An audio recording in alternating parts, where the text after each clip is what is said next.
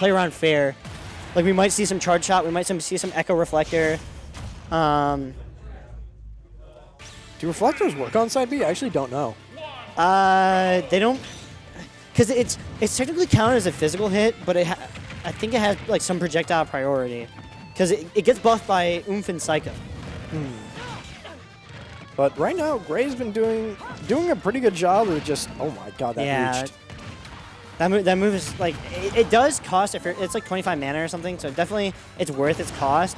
But with how easy you get mana back, because of jab on shield and forward tilt on shield, it's such a good anti-zoning tool. But I love that forward smash, trying to bait into covering the platform with a projectile, but using your actual physical hitbox to cover the ground, so that way bounce doesn't come into play. And there we go. There's the first Zoom Fish. Yep, top deck. And almost guessing the landing as well, but not going to be able to space it just right.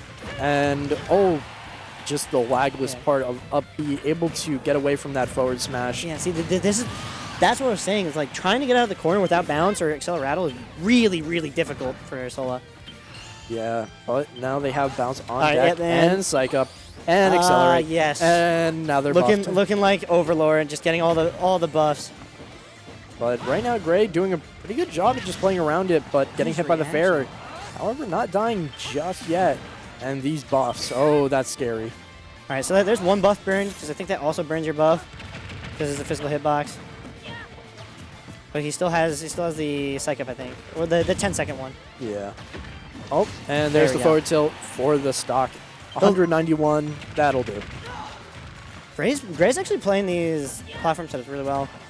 Yeah, I'd say that Sola definitely needs to play around these projectiles a little bit more in the neutral instead of fishing for bounce as much. Yeah. Yes, it's going to be really good in the neutral, but overall, if you aren't playing around these projectiles enough to get yourself space, or Gray taking the space as well, and wow, that's the chungus. That is some anti-ledge chungus right there.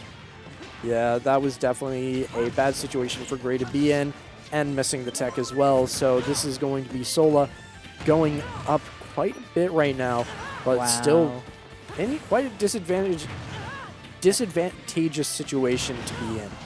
Yeah, and Gray's actually doing his civic duty to try to keep Baby in the corner. Yeah, and these 2 frames off of just the neutral B has been really, really good. Another almost getting their guess. If that was a Sephiroth up here, that would have been exploding. I mean, there are stages that you can Sephiroth up here all the 7 out of the 8 of the things, or 9 of the things, the spawn locations. Yeah. For me, I just guess and pray, but teach their own. Sometimes what you can do is if you're really low, you can see if how the screen changes, and if it goes really high up to the corner, they're going to a far spawn. Yeah. That's the best you can meta game it, is try to use screen position. But right now, Sola with not a lot of mana and not a lot of health left, gonna be sent off stage as the percent was just too high to be able to survive another grenade. Nice. Kind of using like a buy-left neutral B to get back on there, and this is really a war of attrition. But there's that side B. Next one is going to kill, and that's a big thing. Is the fact that your best zoning tool is also a really good single poke and wow, that reversaled. All right, one charge, gets off, actually decides not to ledge trap, goes for the hard read, and that might be Gray's downfall. Yeah, max bases. This ledge trapping and the sizzle. Yep. The sizzle. Good awareness on what was going to rotate back and reading comprehension. This man is definitely working on a degree. Yep. I'd say that I can read just as fast, but I'd be lying. It's all higher level Solas, higher level heroes. Certain things can only spawn in certain positions. So I think Psych Up and Oomph are generally gonna be slot 1 and slot 3. That's where your buffs are gonna be. So every pull, you can read some of the other options you have and what you've also used to know what you're gonna get next. Generally about after 2 pulls, it gets rotated back into the chance of getting it. So let's say you use bounce, you pull, and then you'll probably get another bounce. I think in certain scenarios you actually have a higher chance of getting bounce again. It's Zoom has that flat 40% bonus in the corner. When you're I think it's X amount of units, maybe 40 units or something, towards the blast, like near the blast zone. But bounce definitely has a, like, I would almost be quoted on this that there is a mechanic that you can, after having a bounce, get an increased chance of having another bounce. Huh. Yeah. Like, some of Heroes' moves do work like that. It's not strictly just like, here's 20 options, flip a coin, and then, if they pick this option or if the coin has been flipped and, like there is actually a good amount of math that lets you, very much minigame it and turn it into almost a pseudo-reliable move. That definitely would change this matchup a lot, just in terms of the reliability of getting bounce.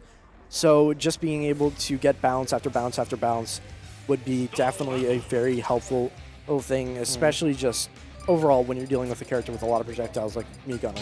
Yeah, let me guess. Like, Sola's bans were probably FD and Battlefield. So like that's like not having that third ban is like a little tough for Sola because you can't pick a big stage, whereas Gray can kind of just keep putting you in the corner and like every more and more every hit is more likely to lead to a ledge trap just due to the lower stage volume, the safe surface area. Sorry. And right now it's up to Sola to really continue this pressure going, as they are doing a really good job racking up 84. Using the heal a little early, yeah. I think saving that for later would have been good, yeah. but at the same time removing it from your slots is definitely a pretty good thing early on. And getting the sizzle again to be able to secure that stock early. Yeah, like the way we're seeing these sizzles is that like Gray will often get caught like thinking like, oh, Sola has nothing to hit me here. Not quite like, seeing like trying to react to a potential sizzle or potential kaboom with like a neutral air dodge. That's another thing. Like as good as some of Gray's projectile landings have been, it's just something you have to keep in mind. Yeah, and getting the kaboom for another 88%. Sola only 40% on the first stock. This is a really good situation for Sola, as Gray is just having a hard time dealing with overall the pressure that Sola is building, especially with these big hitboxes. And a lot of your best moves are just non-existent now. Like you still have you still have nair, you still have back air, forward tilt, forward smash, like as really good spacing tools, but just not having like access to fair. It's one thing to take away her B moves, but fair is like right there. It's such a good fast destroy, ranged interrupt. Yeah, so Sola is just doing a really good job just playing this stock in general, getting the stocks early, as well as just getting reversals on where the landing will be.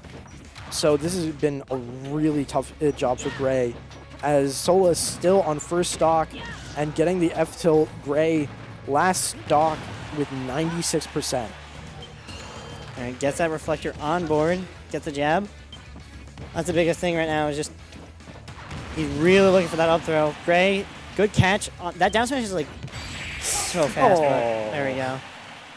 That's the jump scare kaboom. That's like, yeah. Will it hit me? It did hit me. Oh well. The limb box is like so huge that like sometimes you'll even try to like air dodge away from it and it'll still clip you. Yeah. But overall, that was a really good display from Sola, just keeping pressure going and getting the stocks when they needed to. Yep. Gets right underneath there. Just like Gray did so much better at game one because he was really able to kind of play get better positionings towards the platform to set up for the ledge traps. And it just felt like that game two, they just felt more desperate to just do things. Yeah. To either set up or to get bigger punishes like right there. Even though that actually was a game one, but it's kind of that same mentality where it starts feeding into that next game. Yeah, that's such a fast move. Yeah, it's hero apologists tend to be like, oh, but it takes 25 frames to bring up the menu, but like how fast is his moves after the menu's up? Yeah. And by then they're not pulling it in advantage. They're not pulling it in more close quarters. they're pulling like reset scenarios. Yeah. So you like, yeah, you could probably jump away, jump to a platform, but not only does certain buttons actually can cover platform, like either Magic Burst or Kaboom, but they can just cancel their menu, and then you're still on a platform, and it's ultimate platform, so you can't just teleport off of it. Like you gotta actually fight your way off, and it's not even like Smash 4 platforms, so you just run through them. Yeah, but overall, I'd say these have been some really, really great matches, and just overall been a lot of fun to watch these. Yeah, no, honestly, like I'm very excited to see what's gonna come with these.